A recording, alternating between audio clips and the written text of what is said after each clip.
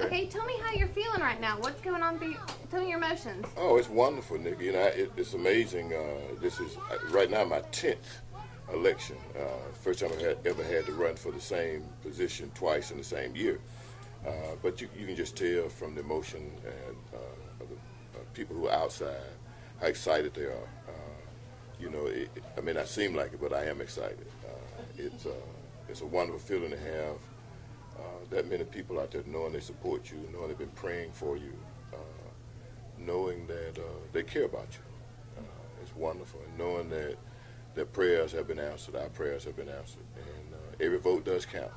Okay. Every vote does count. And tell me a little bit. Oh my goodness, it's been a long day. It has been. A little bit about the obstacles you face. You know, going through the special election.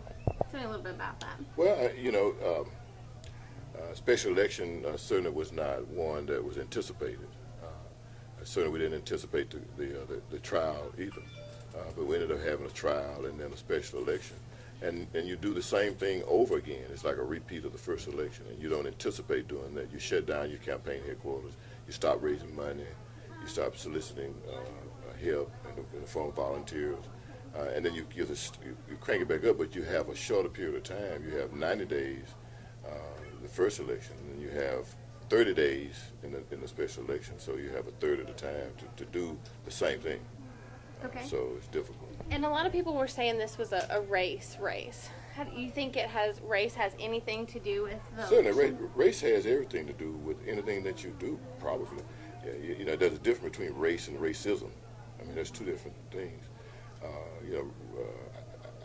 Race has to do, to me, with the way we were raised, our thought processes, the way we approach different things.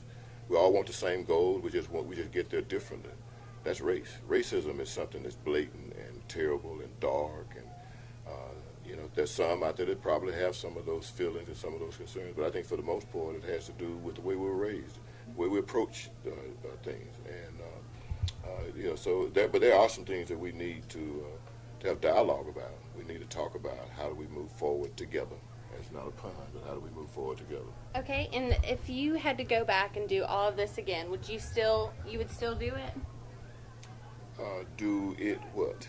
With the special election and all the court and everything. Well, most people don't understand. I won the first election June the 4th. I didn't ask to go to court. I was compelled to go to court. So it's kind of hard to say would I do it again when I was compelled to go. Okay, and what does this mean for the city that you're reelected? I think we continue with what we've done for the past 4 years. I mean, if you look at any category where you rate the cities, we're in the top 10 or 20% of the cities as they rate. I think we continue to do what we've been doing for the past 12 years. Okay, and for the people of Hattiesburg, is there anything you want to say to them? Oh, I appreciate them. Those who voted for me, certainly.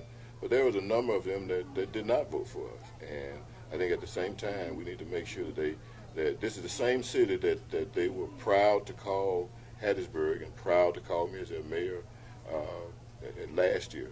And I think they'll be proud to do the same in the coming months. Okay, is there anything else you want to say? No. All right, you're good to go. Okay, all right. Thank you so much. Thank you.